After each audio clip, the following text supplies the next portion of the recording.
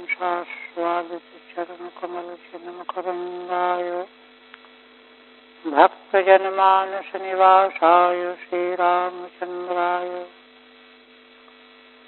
वागीशायस्य वदने लक्ष्मीर्यस्य च वक्षसि यस्यास्ते हृदये संवित्तं नृसिंहमहं भजे।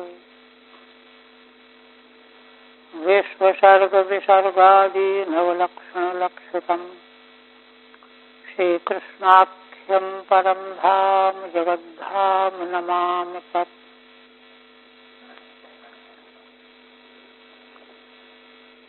श्रीमद्भागवत के षष्ठ स्कंध के अंतर्गत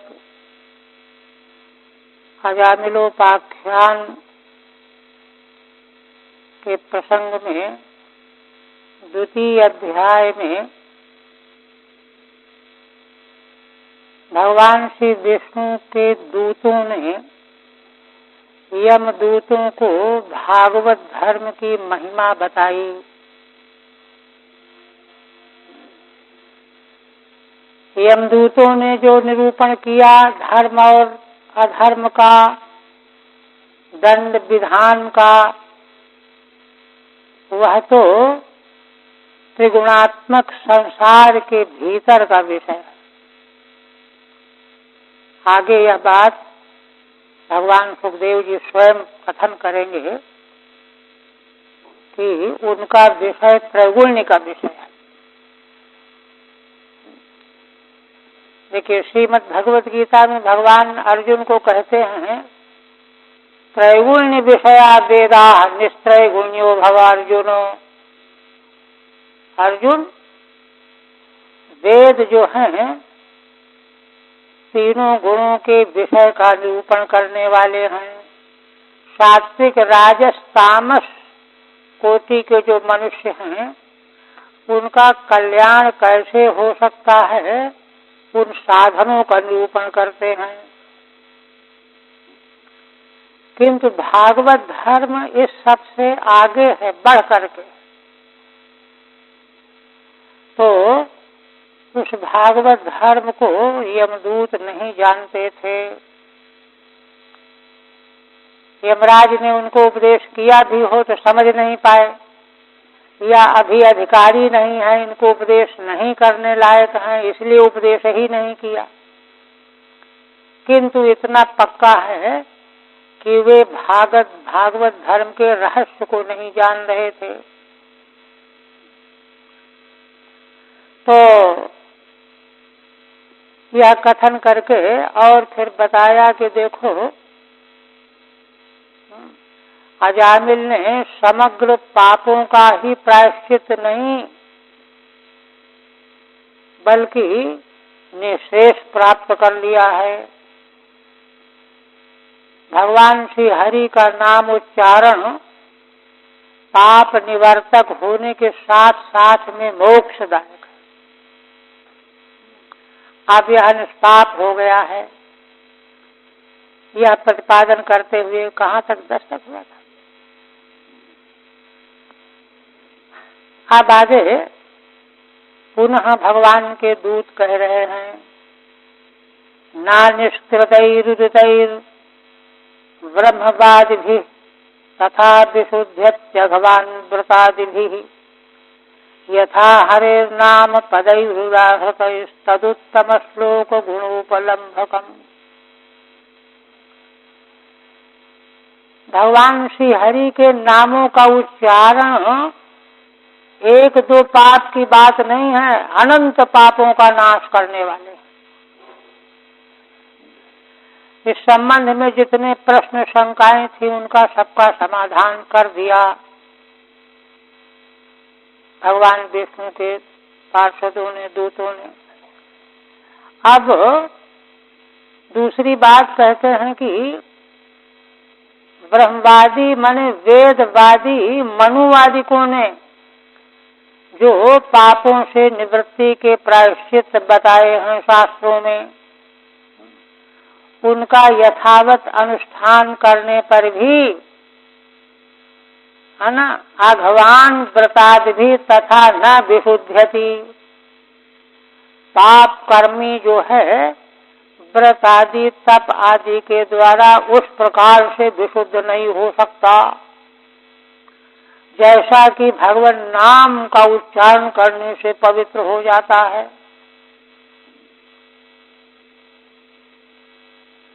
यथा हरेर नाम पदैरुदाहृतैहि, भगवान श्री हरि के नाम पदों का केवल उदाहरण माने उच्चारण करने, तदुत्तम श्लोक गुणोपलम्भकम।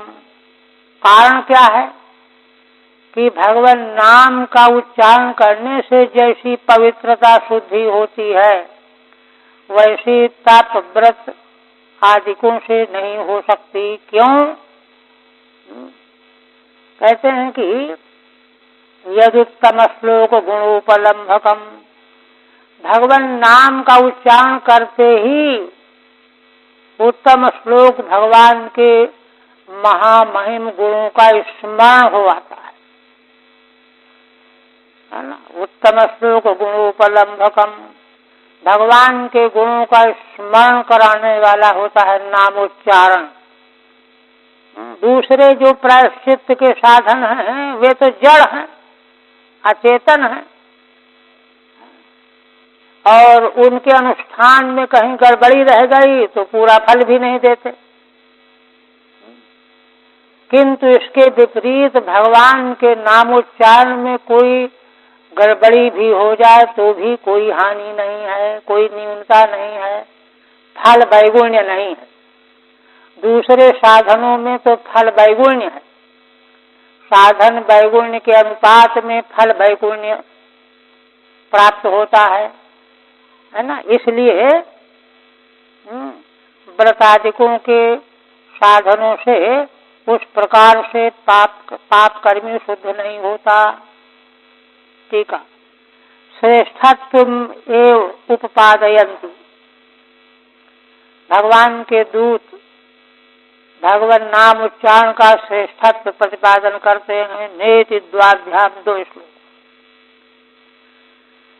ब्रह्मवादिभिः मन्वादिभिः उक्तैः व्रतादिभिः, ब्रह्मवादी मनु आदिकों के द्वारा कहे गए जो प्रायश्चित के साधन व्रतादि हैं स्मृतियों में, है ना, तैः निष्कृतैः तथा न शुध्यति, उन प्रायश्चितों का साधन अपनाने से पाप कर्मी उस प्रकार से शुद्ध नहीं होता। उदाहृतैः उच्चारितैर्यथा, जैसा कि भगवान श्री हरि के नामों का उच्चारण करने से शुद्ध हो जाता है। कहते हैं नाम पदैः इत्यनेन नमामि इत्यादि क्रिया योगो बिनापेक्षित इति दर्शितम। श्रीधर स्वामी कहते हैं कि मूल में भगवान के दूत कहते हैं नाम के पदों का उच्चारण करने, केवल नाम ना, नारायण, शिव, वासुदेव, कृष्ण, राम, उनके साथ में नमामि, नमस्करोमि, नमः, इन पदों की कोई आवश्यकता नहीं है, अपेक्षा नहीं है, केवल मात्र नाम, वही कह रहे हैं। नाम पदैः तेन नमामि इत्यादि क्रिया योगो बिनापेक्षित, कोई अपेक्षित नहीं है। इति दर्शितम।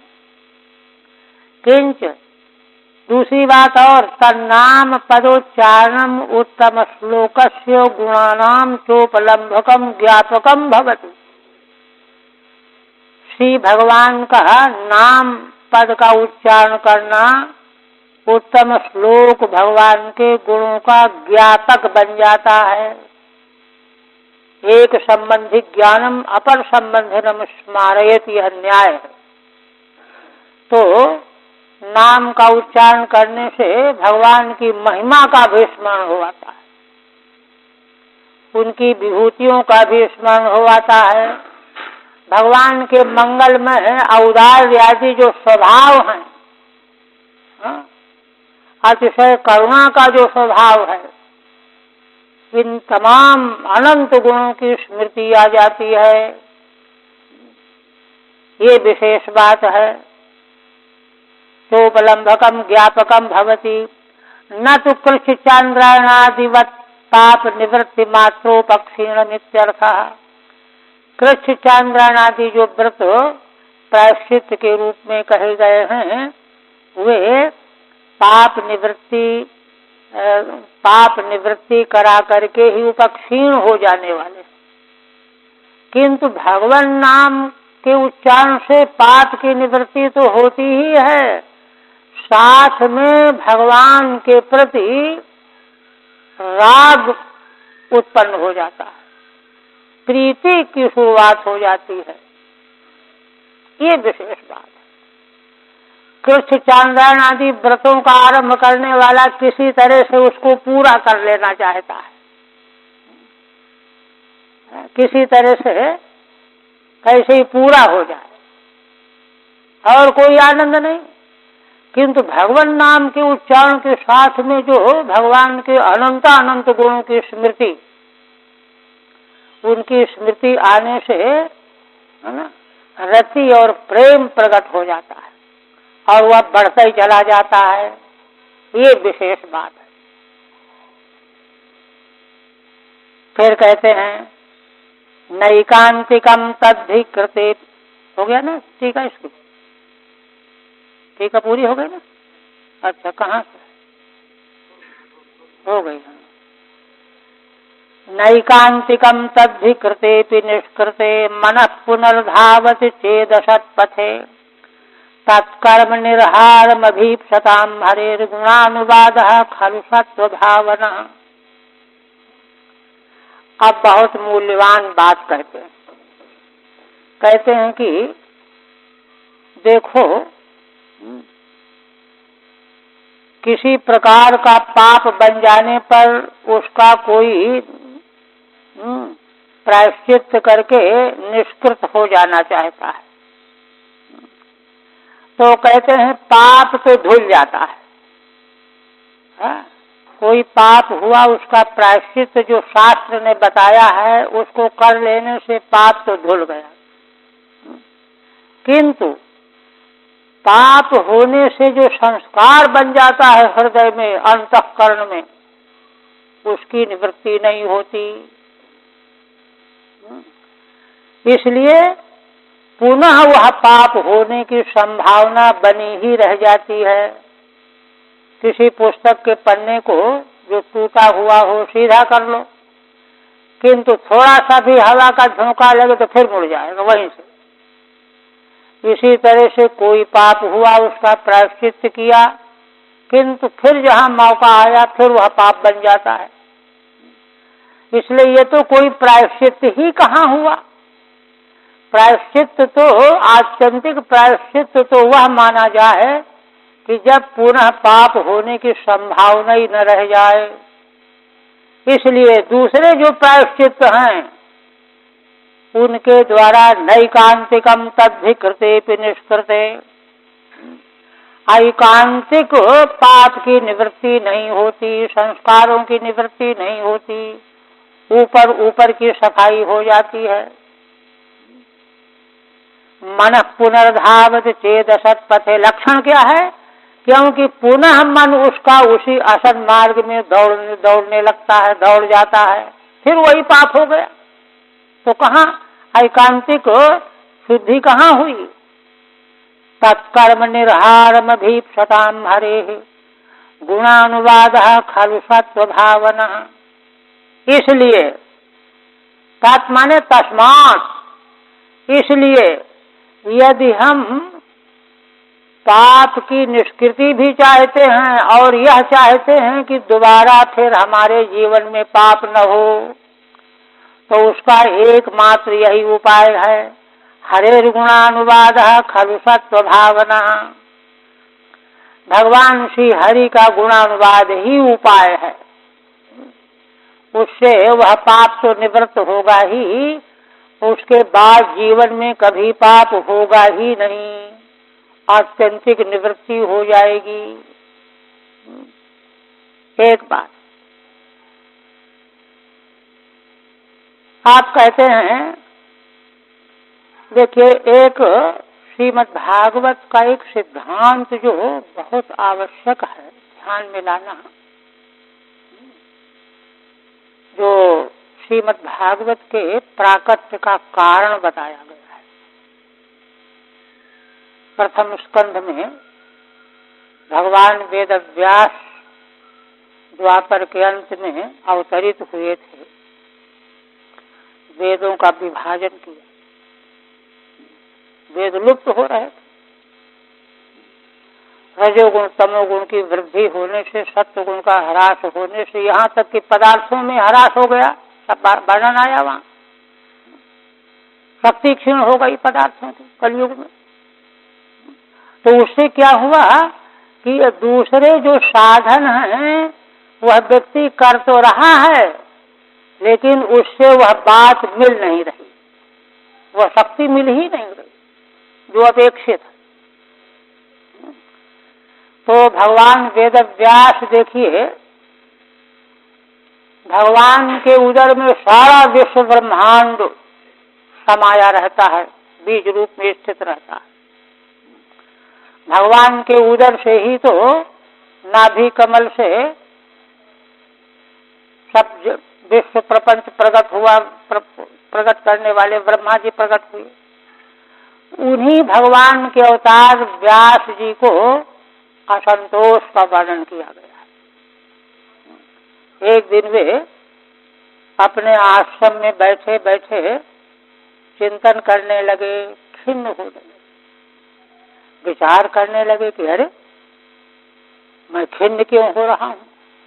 देखिए, वहां उन्होंने मनन किया कि मैंने विधिवत अग्नियों की पूजा की, गुरुओं की आराधना की, है ना, वेदों का पारायण किया, अध्यापन किया, अध्ययन किया, अध्यापन किया, व्रत और नियम तप सब विधिवत किया, किंतु फिर भी मुझे लगता है कि कुछ नहीं है।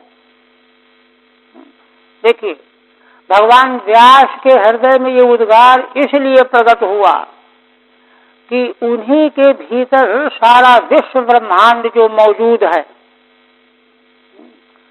उस समय के प्राणी मनुष्य जो वेदों का आश्रय लेकर के परमार्थ को प्राप्त करते हैं, साधनों का आश्रय लेकर के लोक लोकांतरों का अनुभव करते हैं, तो वह सब करके भी उनको कृतकृत्यता प्राप्त नहीं होती। वे इन सब साधनों का आश्रय लेकर के भी एक तरह से अधूरे ही अपने को समझे रहते हैं। यही अनुभूति भगवान व्यास को हुई। क्यों हुई? तो भगवान थे, किंतु भगवान के उदर में सारा जो विश्व मौजूद है, उसकी स्थिति चूंकि इस तरह की है, इसलिए भगवान को यह अनुभव हुआ।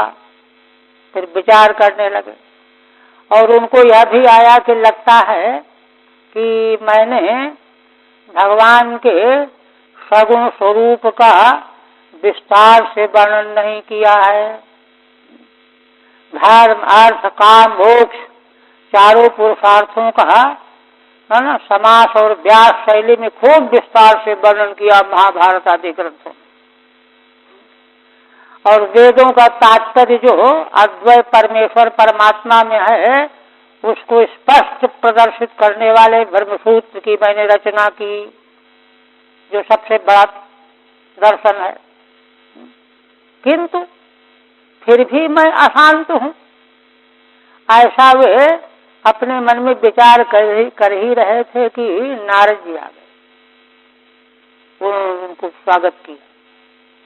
नारद जी ने अपने से उनसे पूछ दिया, देखिए कि अरे तुम खिन्न से दिखाई दे रहे हो, चिंतित दिखाई दे रहे हो, क्या बात? तुम तो पराशर जी के पुत्र हो, पिता का नाम लिया। पिता का नाम लेने से एक गौरव होता है ना, कि ऐसी क्या बात है। फिर नारद जी ने स्वयं बताया कि तुमने ये किया है, ये किया है, ये किया है, ये किया है, फिर क्यों शोक कर रहे हो? तब भगवान व्यास ने कहा कि भगवान आप ठीक कहते हो, जैसा करने को कहते हो मैंने किया है, किंतु मैं स्वयं नहीं जान पा रहा हूं कि मैं क्यों हूं, अभांत हूं, रिक्तता क्यों है, मन खाली क्यों है। आप स्वयंभू भगवान ब्रह्मा के मानस पुत्र हैं, आप सर्वज्ञ हैं, आप निरीक्षण करके बताइए कि क्या बात है मेरे भीतर। ये देखिए तब नारद जी ने बताया, और नारद जी ने जो बताया उनका वह उपदेश ही श्रीमद् भागवत का आरंभ है। 2 अध्याय वर्णन है ना, तो सब प्राय लोग जानते हैं, किंतु यहाँ बात जो यहाँ के लिए उपयोगी है वह यह है, वहां उन्होंने बताया कि ये नई वासौ न तुष्येत मन्ने तद दर्शनम खिलम।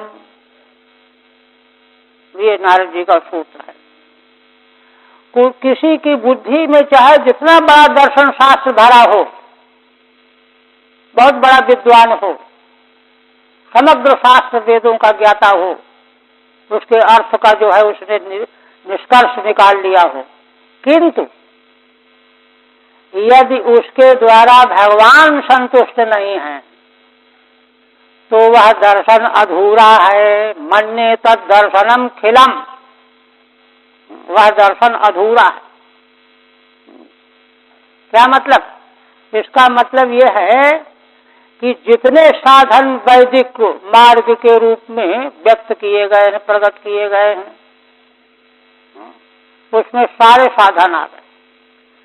सारे साधन जो हैं, देखिए युग धर्म के अनुसार जब वस्तु का क्षय हो जाता है, ह्रास हो जाता है, तो वे साधन सांगोपांग बन ही नहीं सकते। साधनों के सांगोपांग होने की जो अनिवार्यता है, उस प्रकार से वे साधन बन ही नहीं पाते। जब साधन सांगोपांग बन ही नहीं पाएंगे तो उनका फल भी सांगोपांग प्राप्त होने से रह जाएगा। यही बात नारद जी कह रहे हैं। साधन की पूर्ण पुष्टि और उसकी सफलता का लक्षण यह है कि स्वयं साक्षात भगवान संतुष्ट हो जाए। भगवान की संतुष्टि के बिना साधनों का साफल्य है ही नहीं। मन्ने तद दर्शनम खिलम, वह उतना भारी दर्शन जो है रिक्त रह गया, खाली रह गया। फिर इसी सूत्र का आगे प्रतिपादन किया, उस अध्याय में फिर आगे भी वर्णन किया। तात्पर्य कहने का यह है कि जहाँ सारे साधन जो है क्षीण हो जाते हैं, असंभव हो जाते हैं, कमजोर हो जाते हैं, कृश हो जाते हैं, वहाँ भगवान को आश्रय लेना है ना। सगुण भगवान जिन्होंने, देखिए सगुण भगवान कितने करुणालय हैं कि स्वयं संसार के कल्याण के लिए अवतार लेकर के आ जाते हैं और ऐसे लीला चरित्र करते हैं जिनका स्मरण और चिंतन करने से जीव का उद्धार हो जाता है। इतने कारुणिक। दूसरे साधन तो सब के सब जड़ ही होते हैं। कर्म रूप साधन क्या है? उनमें कोई चेतना तो है नहीं। तो इसलिए है ना, जो सगुण भगवान की जो आराधना है, उनके प्रति जो सर्व समर्पण है, वही जो है सभी साधनों को पूर्ण बनाने वाला है और अंतिम निश्रेष को प्राप्त कराने वाला है।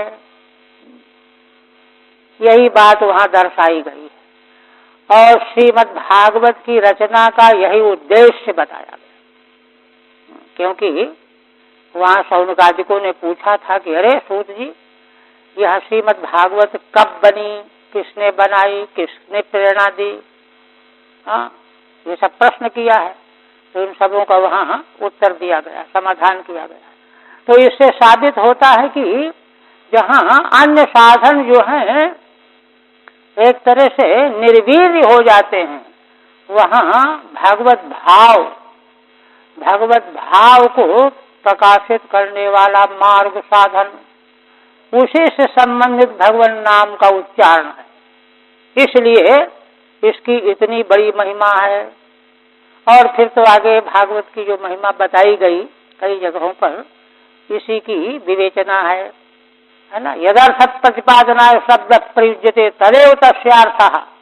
वैयाकरण कहते हैं कि शब्द का प्रयोग वक्ता जिस अर्थ का प्रतिपादन करने के लिए करता है वही उसका वास्तविक अर्थ होता है।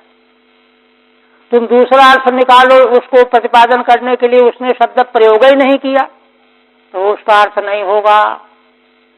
इसलिए श्रीमद् भागवत किस लिए प्रकट हुआ है, इसकी रचना का उद्देश्य क्या है, इन सब दृष्टियों को लेकर के जो है भगवान नाम की महिमा को हृदय में धारण करना चाहिए। आप देखिए, ठीक है, इसकी हो गई 12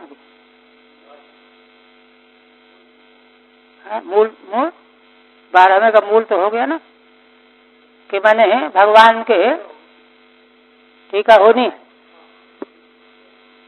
अच्छा, नैकांतिकम तद्धिकृते निष्कृते मनः पुनर्धावति चेद असत्पथे। माने कोई प्रायश्चित किया जाए, यदि मन असत मार्ग में फिर चला जा रहा है तो ऐकांतिक निष्कृति नहीं हुई। तत्कर्म निर्हारम भी सताम हरे। इसलिए जो भी पाप कर्म बन गया है उसका निर्हार माने शांति यदि हम करना चाहते हैं, ऐसा चाहने वालों के लिए हरेर गुणानुवाद खलु सत्व भावना, श्री भगवान का नाम और गुणानुवाद ही उसका एकमात्र साधन है, चित्त शोधक। सत्व भावना माने सत्वम चित्तम भावयति, सत्व भावना चित्त शोधक। ठीक है, नैकांतिकम नात्यंत शोधकम निष्कृतम। दूसरे जो प्रायश्चित बताए गए हैं वे पूरी तरह से है ना निष्कृत करने वाले नहीं हैं। क्यों? यस्मिन कृते अपि असत पथे पाप मार्गे मनोधावत चेत। यदि जो प्रायश्चित कर लिया गया है फिर भी 10-20 दिन के बाद फिर पाप मार्ग में, उसी मार्ग में मन जाता है, दौड़ता है, तो कहाँ प्रायश्चित हुआ? कर्मणाम पापानाम निर्हारम आत्यंतिकम नाशम इच्छताम। यदि पाप कर्मों का निर्हार माने आत्यंतिक नाश चाहने वाले जो मनुष्य हैं उनको हरेर गुणानुवाद एवं प्रायश्चित्तम, भगवान के गुण नामों का गुणानुवाद करना ही प्रायश्चित है। यह तो असौ खल सत्व भावनश्चित्त शोधक, क्योंकि यही सत्य माने चित्त को भावित करने वाला, विशुद्ध बनाने वाला है। भगवान के गुणों का स्मरण चिंतन अनुवाद। इसलिए अथैनम मापनयतो कृताशेषाघ निष्कृतम यदसौ भगवन्नामो म्रियमाण समग्रहीत। भगवान के दूत कहते हैं, इसलिए हे यमदूतो, तुम इस अजामिल ब्राह्मणों को मत ले जाओ। क्यों? कृताशेषाघ निष्कृतम, इसने तो अशेष आघों का निष्क्रमण कर लिया है, सारे पापों से रहित होकर के निष्पाप हो गया है। कैसे हो गया है? क्या प्रायश्चित किया इसने? यदसौ भगवन्नामो म्रियमाण समग्रहीत, क्योंकि इसने भगवान का नाम ग्रहण किया है म्रियमाण होते हुए। म्रियमाण शब्द पर विचार किया जाता है। म्रियमाण का अर्थ यहाँ किया गया है कि इसके बाद फिर उससे पाप कभी होना नहीं है। आयु के जो अंतिम पड़ाव में पहुंचा हुआ अब क्या पाप करेगा? युवावस्था जब तक थी तब तक पाप उससे बने। अब तो वह भगवान के गुणानुवाद में लग गया है, अब उससे पाप नहीं होना है ना। है ना। म्रियमाण का अर्थ ये नहीं करना चाहिए कि जो बिल्कुल अभी मरा कि तभी मरा, 1 घंटे 2 घंटे में मरने वाला है, ऐसा नहीं। क्योंकि जो इस प्रकार से मरने वाला है उसके लिए कोई विधि का विधान नहीं किया जा सकता। नहीं तो भगवान नाम के अलावा कहे कि भाई कृच्छ व्रत करो, अब मरने वाले हो कृच्छ व्रत करो, वो क्या करेंगे कृच्छ व्रत, है ना। 1-2 दिन में जो मरणासन है उसके लिए कोई विधान नहीं है प्रायश्चित आदिकों का। तो इसलिए म्रियमाण का अर्थ यही है कि अब उसके बाद जो उससे कोई पाप नहीं होना है।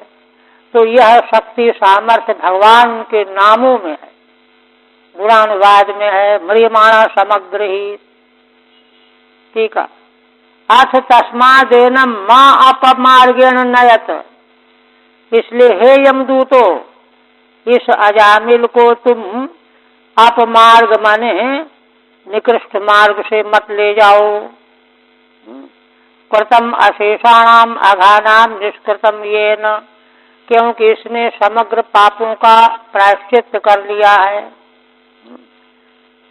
यस्मात् कैसे कर लिया है, तो कहते हैं यस्मात् समग्रहित संपूर्ण उच्चारितवान, भगवान श्री हरि का नाम इसने पूरा का पूरा उच्चारण कर लिया है। नामैक देशे नाप्यलमिति भावः, पूरा नाम न भी उच्चारण कर पाता, एक देश का उच्चारण करता तो भी काफी था, किंतु इसने तो समग्र नाम का उच्चारण किया है। म्रियमाण इत्यनेन पुनः पापांतरा संभव उक्ता, म्रियमाण शब्द के द्वारा, है ना, अब फिर इसके द्वारा पाप की उत्पत्ति संभव नहीं है, यह कहा गया। न तो तत्कालत्व में विवक्षितम, एकदम मरने का समय ही विवक्षित वहां नहीं है। क्यों? तदानीम कक्षादि विधिवन नामोच्चारण विधेरप्य संभवात, क्योंकि एकदम जो मरणासन्न है तो जैसे उसको कृच्छ चांद्रायण आदि विधि नहीं कही जा सकती, वैसे नाम उच्चारण की विधि भी संभव नहीं है। इसलिए म्रियमाण शब्द का अर्थ यही लगाना चाहिए कि अब शरीर रहते रहते इससे कोई पाप नहीं होना है। न च विधिम बिना काकतालीय नाम उच्चारणम पापापहमिति प्रमाणमस्ति, तो कहते हैं कि अगर विधि न भी हो तो यहाँ जो महिमा भगवान नाम की कही जा रही है, हाँ, तो इससे ही जो है वह उसका निष्पाप हो जाएगा। कहते नहीं, विधि जो है माने प्रमाण के बिना कोई फल कभी किसी को प्राप्त नहीं होता। काकतालीय न्याय का मतलब है कौआ जो है एक आकर के किसी फल में बैठा खाने के लिए, तब तक एक डाल टूट गई, उसके ऊपर गिर पड़ी, मर गया। इसको काकतालीय न्याय। अकस्मात कौआ आकर के बैठा, उसी समय वह डाल टूट करके उसके ऊपर गिर पड़ी या फल गिर पड़ा, मर गया। ये काकतालीय न्याय। तो इस तरह से किसी के मुख से भगवान का नाम निकला, हाँ, और काकतालीय न्याय से जो है उसका सारा पाप नष्ट हो गया। यह कल्पना करना अप्रामाणिक। शास्त्र परंपरा में प्रमाण के बिना कोई ऊहापोह के द्वारा, कल्पनावाद के द्वारा कोई वस्तु में प्रमाण नहीं माना जाता। इसलिए ऐसा न मान करके यही मानना चाहिए कि भगवान नाम का ऐसा उच्चारण हो कि फिर पुनः उसके द्वारा वह पाप न हो। आप कहते हैं, है ना, सांकेत्यम पारिहास्यम वास्तुभम हेलन में वा। किसी ने प्रश्न किया कि इसने भगवान का नाम कहाँ लिया, इसने तो अपने पुत्र को बुलाया था, नारायण इसके पुत्र का नाम था। उस पर कहते हैं सांकेत्यम पारिहास्यम वा स्तोभम हेलन में वा वैकुंठ नाम ग्रहणम अशेषाघारम विदुः। भगवान के दूत कहते हैं कि देखो, सांकेत्यम माने भगवान के नाम जैसा नाम किसी का रख दिया गया, उसको बुला रहा है, ये सांकेतिक नाम है। पारिहास्यम अथवा हंसी में भगवान नाम का उच्चारण कर बैठा। स्तोभम अथवा शोभा के लिए, या जो है आलाप तान तोड़ने के लिए, संगीत की ध्वनि निकालने के लिए, गाने बजाने के प्रकरण में। हेलन में वा अथवा अवहेलना पूर्वक, तिरस्कार पूर्वक, अवहेलना पूर्वक। वैकुंठ नाम ग्रहणम अशेषाघारम विदुः, है ना। भगवान का नाम ग्रहण करना इन चार में से किसी प्रकार से हो, 5 प्रकार हैं बल्कि, इनमें किसी भी प्रकार से भगवान का नाम ग्रहण कोई कर लेता है तो अशेषाघारम विदुः, समग्र पापों का नाश करने वाला, कवि लोग ज्ञानी लोग जानते हैं। अशेषाघारम विदुः। टीका, ननु अयम पुत्र नामाग्रहीत न तो भगवन नाम। अगर ये कहो कि नहीं नहीं, अजामिल ने तो यमदूतों को देख करके घबरा करके पुत्र का नाम लिया था, भगवान का नाम कहाँ लिया इसने, तब कहते सांकेत्यम, है ना।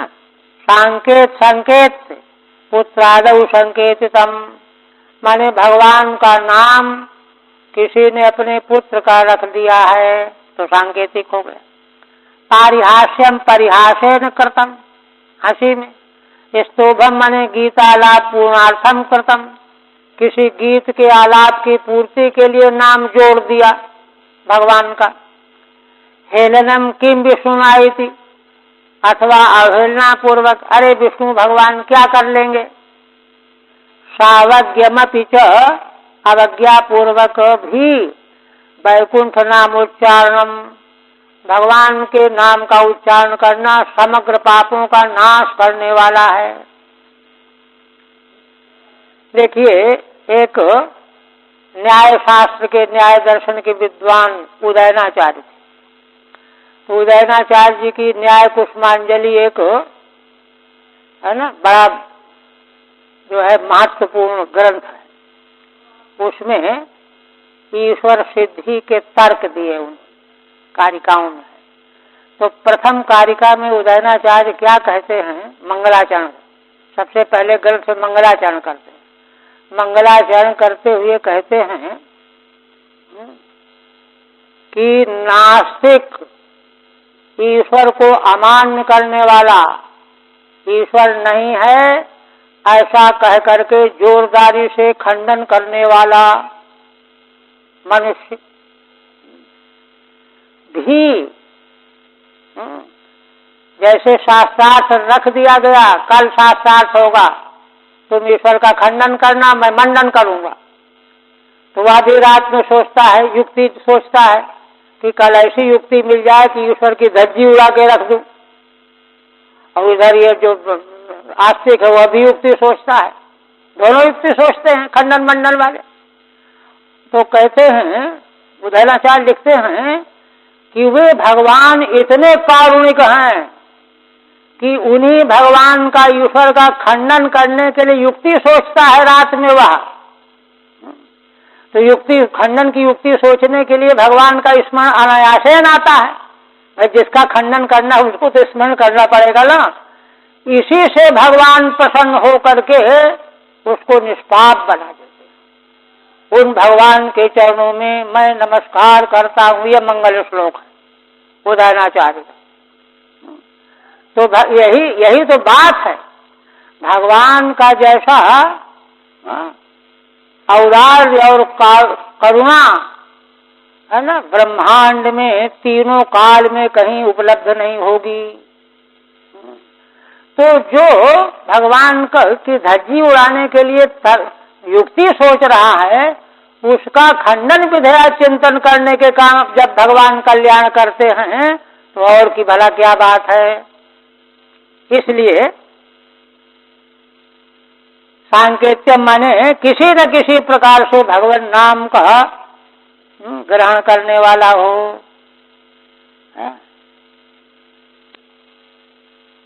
ठीक है, हो गई ना इसकी?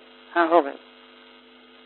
पतित स्खलितो भग्न संदस्तप्त आहत हरित्यवसेनाह पुमान नारहति यातनाम।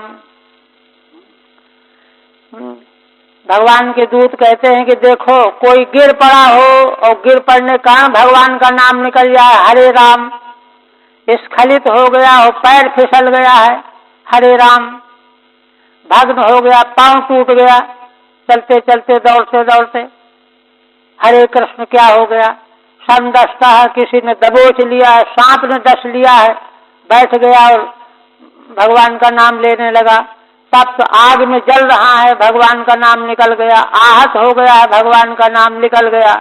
इन अवस्थाओं में भी हरित्यवसेना, है ना, परवश हो करके हरि यह नाम जो उच्चारण कर लेता है, पुमान नारहति यातनाम, ऐसा मनुष्य यातना भोगने योग्य नहीं रह जाता।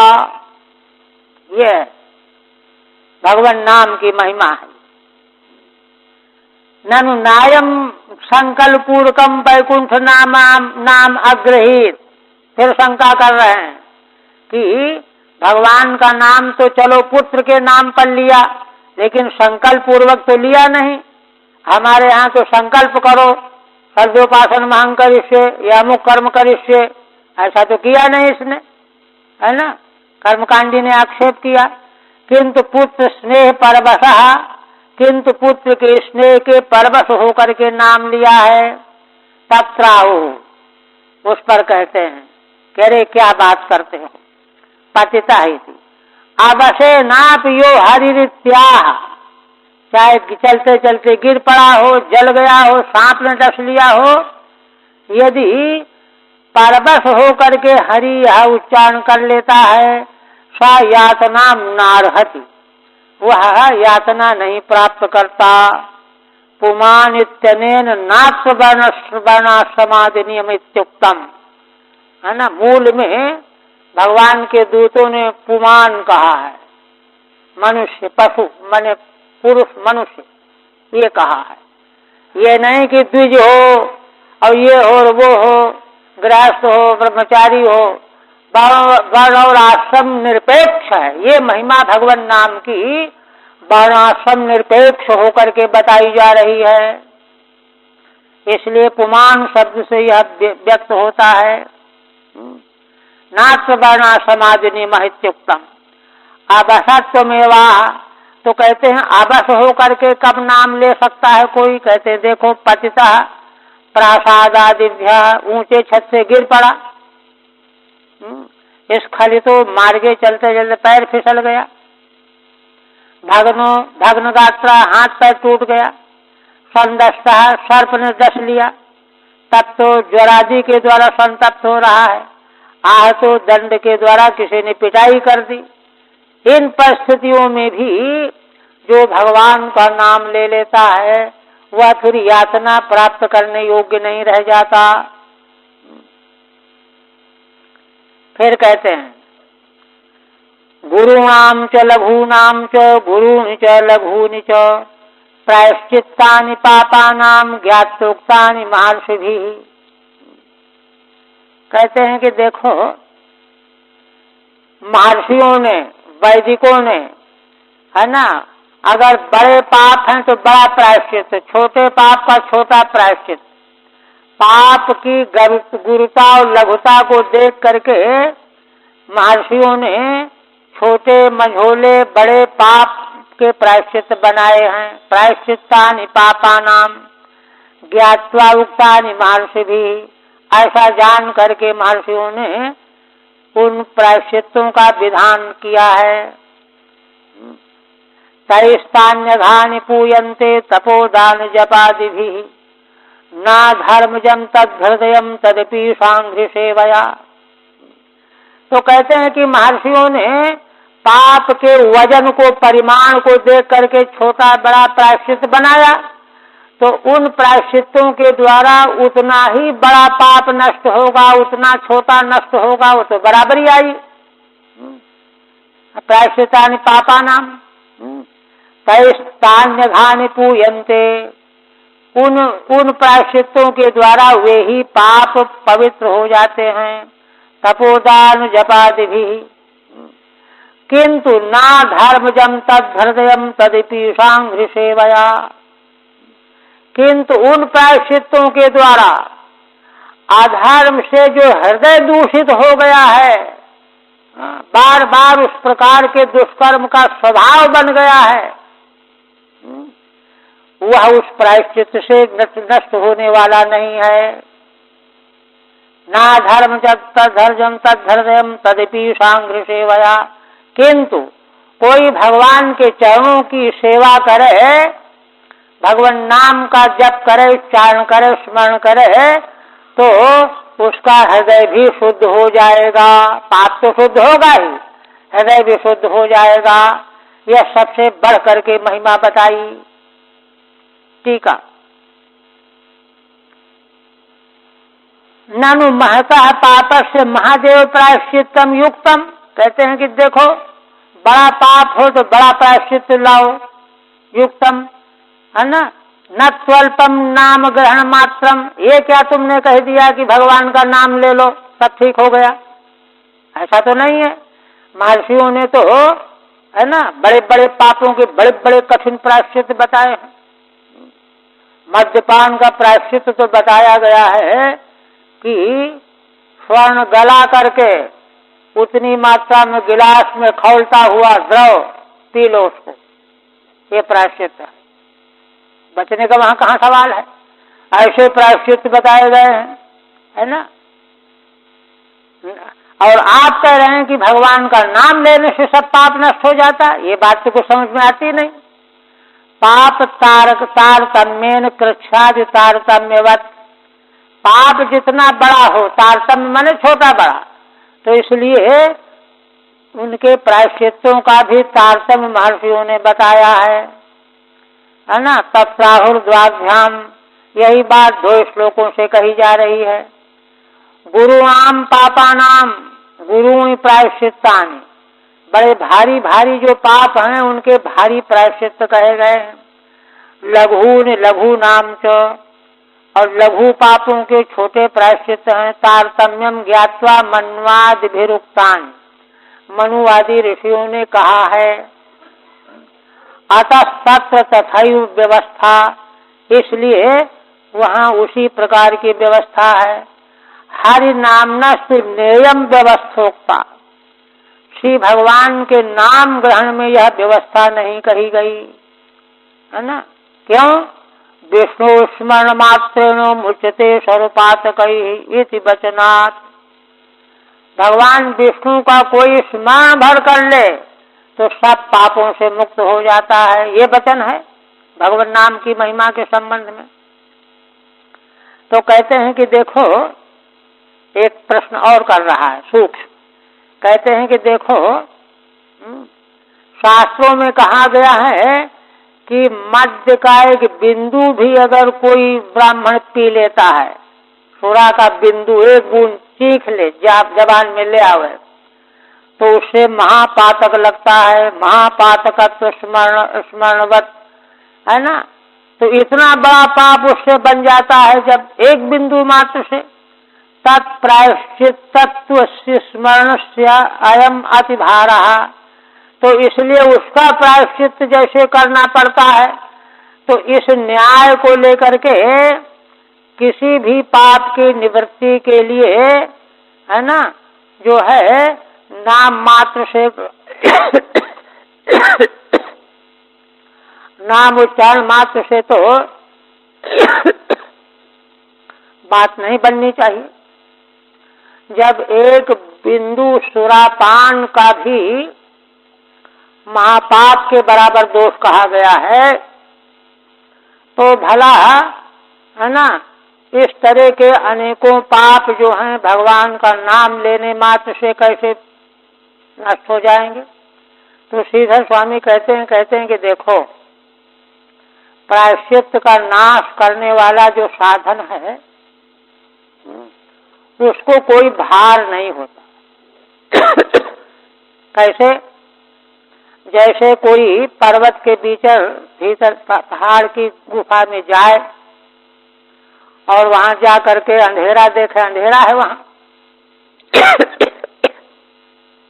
जंगल है, वहां सब सघन है, सूर्य का प्रकाश भी नहीं पहुंचता, किंतु अग्नि की एक चिंगारी भी उस पर्वत की गुफा के अंधकार को ध्वस्त कर देती है।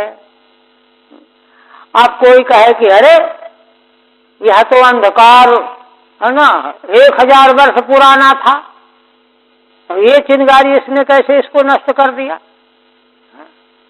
ये प्रश्न वहां थोड़े खड़ा होता है। 1000 ने एक और वर्ष पुराना अंधकार हो, चिंगारी तो जो है उसको नष्ट कर ही देती है। जैसे उसी प्रकार से पाप चाहे कितना ही भारी से भारी क्यों न हो, भगवान नाम की महिमा ऐसी है कि वह सारा का सारा नष्ट हुए बिना नहीं रहेगा, है ना, उसको कोई भार नहीं। वही कहा, प्रायश्चित्तत्वस्य स्मरणस्य अयं न अतिभारः, ये कोई बड़ा भार नहीं है कि भाई अरे वो चिंगारी कहे कि अरे भाई इतने पुराने अंधकार को मैं कैसे दूर कर पाऊंगी, ऐसा थोड़ा उसको कोई भार है, वो तो तुरंत दूर कर देगी। ऐसे ही भगवान नाम की महिमा है। और कहते हैं, आप आगे यहाँ पर देखिए, श्री मधुसूदन सरस्वती जी का एक भगवत भक्ति रसायन नाम का ग्रंथ है, बहुत उच्च कोटि का ग्रंथ है ना। अद्वैत दर्शन के आचार्य थे, किंतु भगवान के इतने है ना प्रकृष्ट भक्त थे कि उनके समान कोई नहीं था उस समय। तो उन्होंने भगवत भक्ति रसायन नाम का ग्रंथ लिखा है, उसमें 4 प्रकरण, बहुत ही सुंदर शास्त्रीय ढंग से उत्पादन किया है, भागवत के श्लोकों का उद्धरण भी किया है। तो वहां उन्होंने स्थापित किया है, कहा कि देखो, असल बात दूसरे प्रायश्चित्तों की अपेक्षा भगवान की महिमा की बात वहां बताई उन्होंने। कहा देखो, असल में होता क्या है, जब पाप हमसे किसी से होता है तो पापानुसारी उसका अंतःकरण आशय बन जाता है, स्वभाव बन जाता है। अब देखिए, जो जीवों की हिंसा का मांसाहारी जो है जीवों को मालूम, उनको क्या लगता है, और जो जिससे मक्खी मर जाए तो घबरा जाता है, उसके बस की बात नहीं है। क्यों? तो भाई उसके तो वंश परंपरा से वो काम होता चला आया, उसको कोई फर्क ही नहीं, उसका हृदय इसी प्रकार का बन गया है। इसलिए उसको उसके हृदय में जो उस हिंसा आदि पाप के प्रति किसी प्रकार का क्लेश नहीं है, क्षोभ नहीं है, भाव नहीं है, भय नहीं है। क्यों? उसका हृदय वैसा ही बना हुआ है। तो इस दृष्टांत देकर के इसी तरह से पाप करने वाला 1 बार, 2 बार, 10 बार, 20 बार जब उन्हीं पापों को दोहराता रहता है तो जो है उसका स्वभाव बन जाता है। फिर उसको वह पाप करने में कोई भय नहीं लगता, इसलिए उससे वे पाप बार बार होते रहते हैं। क्यों? पापों को समाप्त होने के लिए उसके हृदय का परिवर्तन चाहिए, तो है नहीं। वो तो इतने ज्यादा उसने इतनी बार पाप किया है कि हृदय उसका पूरा उसी की आकृति का बन गया है ना। तो मधुसूदन सरस्वती जी कहते हैं, किंतु भगवान के प्रति जब कोई प्राणी आगे बढ़ता है, भगवान के प्रति प्रेम, भक्ति, रति, प्रीति उनके गुणों में रति प्राप्त होने लगती है, उनका जो है धीरे धीरे अनुरागी भक्त बन जाता है। तब क्या होता है देखिए, तब होता यह है कि उसका हृदय रूप अंतःकरण ही परिवर्तित हो जाता है। वहां दृष्टांत दिया है मधुसूदन जी ने कि जैसे लाक्षा होती है ना, या तांबा वगैरह ले लीजिए, इसकी मूर्ति किसी ने बना लिया, हनुमान जी की मूर्ति, गणेश जी की मूर्ति, कोई मूर्ति, भूत प्रेत की मूर्ति बना लिया, लाक्षा की बना लिया। अब वह मूर्ति जो है जमी हुई है, मजबूत है, उसमें परिवर्तन तो कुछ होगा नहीं। किंतु अगर वह मूर्ति आग में पिघला दी जाए, लाख या तांबे की, तो पिघल करके उसकी आकृति, हाथ पांव जो कुछ आकृति बने सब पिघल गया, द्रव हो गया। द्रव हो जाने के बाद अब वह पूरा का पूरा बदल गया। अब उस लाक्षा के द्रव से जो मूर्ति चाहो सो मूर्ति बना लो, भगवान की मूर्ति बना लो, या पशु की मूर्ति बना दो, जो चाहो सो बना दो। इसी तरह से जब किसी का हृदय भगवान के प्रेम में सराबोर हो जाता है, पूरी तरह से निमग्न हो जाता है, तो प्रेम को मधुसूदन जी वहां कहते हैं तापक द्रव है। वह भगवत प्रेम जो है, प्रेम तो बड़ा कोमल होता है ना, किंतु उसका असर बड़ा तापक होता है। वह हृदय को पिघला के रख देता है, हृदय पूरी तरह से पिघल जाता है। पिघल जाने के बाद फिर क्या होता है कि फिर वह साधक बार बार भगवान का ही ध्यान लगाता रहता है, करता रहता है, उन्हीं का गुण गाता रहता है, उनके वियोग में रोने लगता है ना, उनके बारे में लोगों से पूछने लगता है। तो ऐसा करते करते उसका हृदय भगवान की मूर्ति वाला बन जाता है। अब उसका हृदय जो पाप में था पहले, वह बदल करके पिघला और बिगड़ा है ना, पाप के संस्कार गल गए, नष्ट हो गए, और उसके हृदय में भगवान की मूर्ति बन गई, ध्यान करते करते सघन हो करके। अब ऐसे व्यक्ति से जीवन में कभी पाप नहीं हो सकता, ये उन्होंने समाधान किया। बहुत शास्त्रीय समाधान है, और यही भक्ति मार्ग का सिद्धांत भी है। इसी दृष्टि से जो है भगवत भक्ति मार्ग जो है सब साधनों से बढ़ करके है, अतिशायी साधन है। आप कहते हैं 16 तक हुआ ना, 17 हो गए। अज्ञानाद अथवा ज्ञानाद उत्तम श्लोक नाम यत, ठीक है, रहेगा इच्छा। अच्छा, 17 में की किंच तैस तपोदानादिभिस्तानि अघान्य पूयन्ते नश्यन्ति। उन तप दान आदि साधनों से वे पाप ही नष्ट होके रह जाते हैं। अधर्मात् जातम मलिनम तु तस्य पाप कर्तु हृदयम, वही इसी पर तो याद आई हमको। अधर्म करने से जो उसका हृदय, पाप करने वाले के हृदय में मलिनता आ गई है, संस्कार बन गए हैं, पाप का स्वभाव बन गया है ना, वे नष्ट नहीं होते। यद्वा तेषाम आघानाम हृदयम सूक्ष्मम रूपम संस्काराख्यम, अथवा उन पापों का जो हृदय है, जिस हृदय से पाप हुए हैं, वे सूक्ष्म रूप में संस्कार के रूप में बने रहते हैं। न शुद्धति, वह शुद्ध नहीं हो, संस्कार शुद्ध नहीं होंगे। किंतु तदपि सांघ्र सेवया, किंतु भगवान के चरणों की सेवा कोई करने लगेगा तो हृदय भी शुद्ध हो जाए। सेवया कीर्तनादिना शुद्धति इत्यर्थः अयम भावः, भावार्थ बताते हैं। महान से भी पापान सगदुच्चारिते नयु नामना नश्यन्ति। बड़े बड़े पाप भी भगवान का एक बार नाम उच्चारण करने से भी नष्ट हो जाते हैं। सकृत प्रवर्तितेन दीपेन इव गाढ़ध्वांतानि। जैसे एक बार किसी ने दीपक की बत्ती जलाई तो चाहे जितना गहरा अंधेरा हो, पुराना हो, ध्वस्त हो जाता है। तदा वृत्त्या तु पापांतरस्यानुत्पत्ति। और भगवान के नाम की पुनः पुनः आवृत्ति करने से तो पापांतर कोई आगे हो ही नहीं सकता, कभी उत्पत्ति नहीं होगी। दीप धारण इव तमो अंतरस्य। जैसे दीपक कोई रख देगा तो वहां अंधेरा कहाँ से आएगा? अंधेरा आने का प्रश्न ही नहीं है।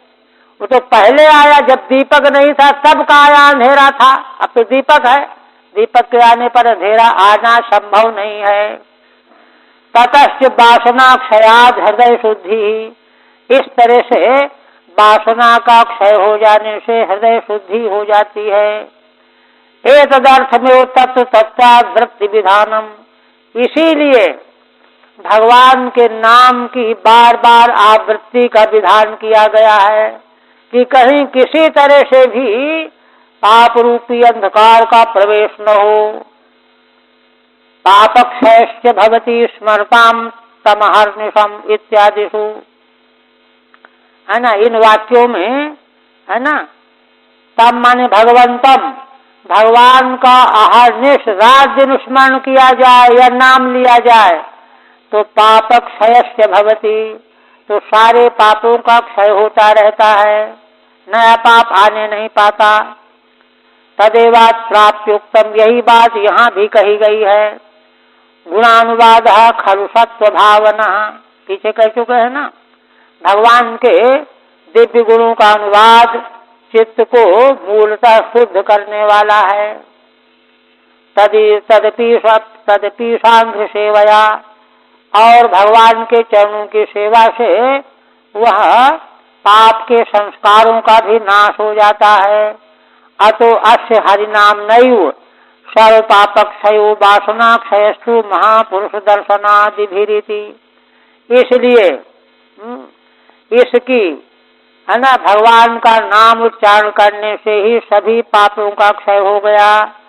वासना क्षयस्तु महापुरुष दर्शनादिभिरीति। और वासना का क्षय अजादिल की कैसे?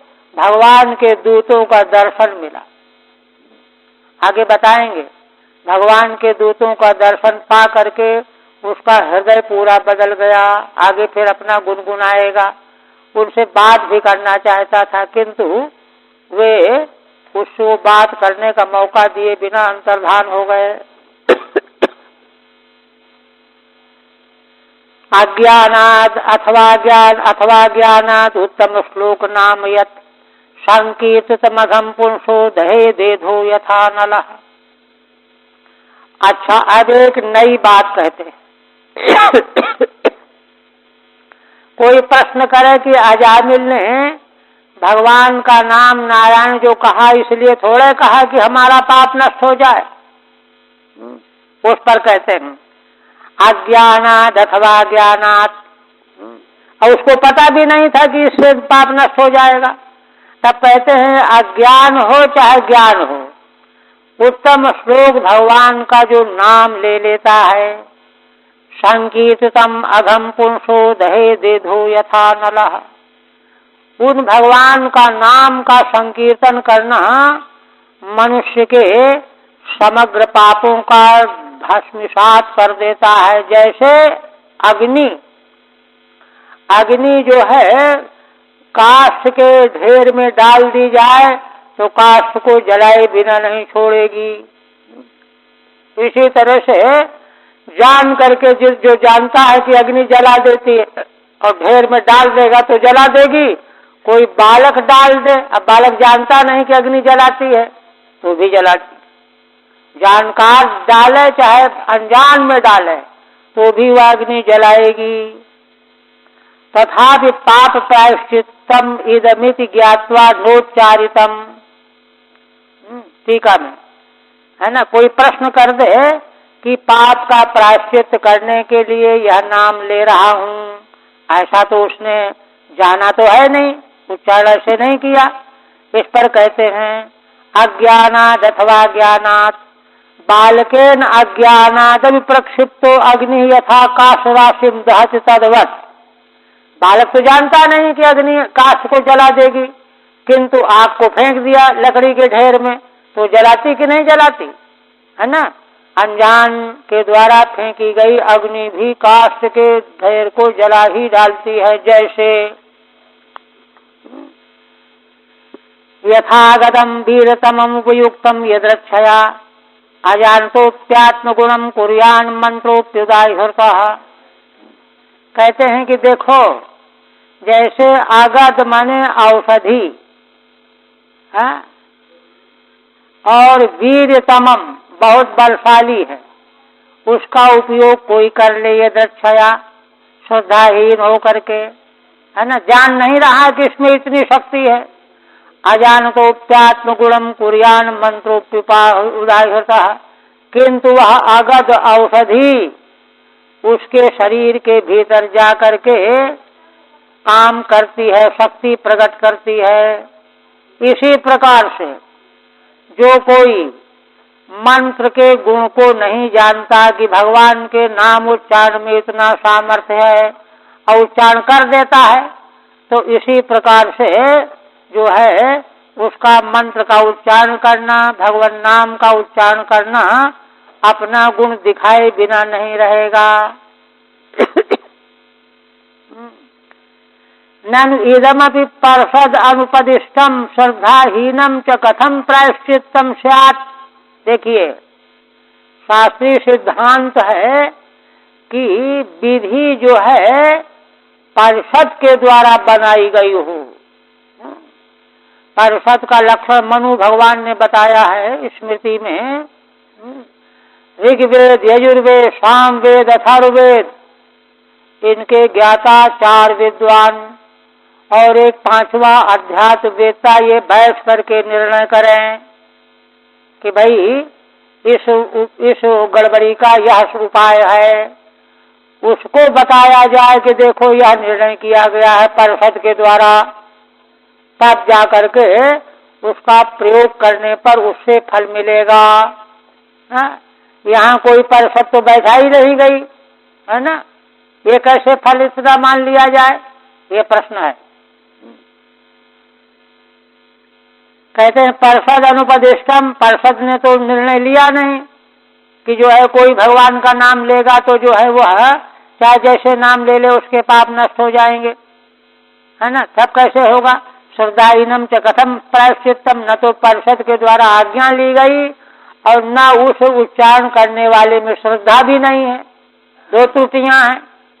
कहते हैं कि देखो आगदम औषधम, औषधि है ना, खाली किसी ने जानता नहीं है कि इसमें बड़ी शक्ति है। वीरवत् तमम इति वक्तव्य, वीर तमम इत्युक्तम, वीरवत् तमम कहना चाहिए किंतु वीर तमम आर्ष प्रयोग कहा गया है। बलवान औषधि सेवन कर लिया। ये रक्षया श्रद्धाविहीनम उपयुक्तम, श्रद्धा नहीं थी उपयुक्त कर लिया। भक्षितम पार्षद मुखाद अजानतोपि, इसी तरह से कोई पार्षद बैठ करके निर्णय करने वाली रही हो, उसके मुख से सुन करके निर्णय लिया जाए, न जान करके भी स्वगुण आरोग्यम कुर्यात। अब दवाई के लिए कोई पार्षद थोड़ा बैठाई गई थी कि वह कहे कि इसका ये गुण होगा तब वो गुण होगा, नहीं तो ना हो। तो यहाँ तो कुछ नहीं, कोई पार्षद नहीं, और गुण उसका होता है। इसी तरह से जैसे दृष्टांत है, मंत्रोपि नामात्मक भगवन नामात्मक मंत्र भी है, तथा स्वकार्यम कुर्यादेव, इसलिए वह अपना कार्य करेगा ही। नहीं वस्तु शक्ति श्रद्धादिकम अपेक्षते इत्यर्थः, वस्तु की शक्ति श्रद्धा की अपेक्षा नहीं करती। तदुक्तम विष्णु धर्मेषु, यही बात विष्णु धर्म में कही गई है। हरिर्हरति पापानि दुष्ट चित्तैरपि स्मृतः, है ना, दुष्ट चित्त वाले के द्वारा भी अगर भगवान श्री हरि का नाम लिया जाता है या स्मरण किया जाता है तो उसके पाप भी नष्ट हो जाते हैं, भगवान नष्ट कर देते हैं। ये नहीं कि ये तो दुष्ट है, इसके नाम लेने से मैं पाप नष्ट नहीं करूंगा। अनिच्छयापि संस्पृष्टो दहत्येव ही पावकः। जैसे इच्छा न होने पर भी कोई अग्नि को छू लेगा तो अग्नि उसको जलाए बिना नहीं रहेगी। इति ऐसा कह करके अच्छा एक ब्रैकेट में श्लोक दिया है और प्रतियों में नहीं है। अब भगवान के दूत कहते हैं पतिम वह प्रच्छत भटा धर्मे अस्मिन् यदि संशयः। अब यमदूत तो समझते नहीं थे, तो भगवान के दूत कहते हैं कि देखो यमदूतो, तुम जाओ अपने स्वामी से पूछना अगर तुमको संशय हो। यह जो भागवत धर्म हमने बताया इसमें तुम्हारा संशय बना हुआ हो तो अपने स्वामी यमराज से पूछना। सा वेद परमम गुह्यम, वे परम गोपनीय रहस्य को जानते हैं। धर्म से भगवान यम, भगवान यम, क्योंकि 12 द्वादश भक्तों में यमराज का भी नाम है ना, तो इसलिए वे जानते हैं। उनसे पूछ करके तो अपने संशय का निराकरण कर लेना।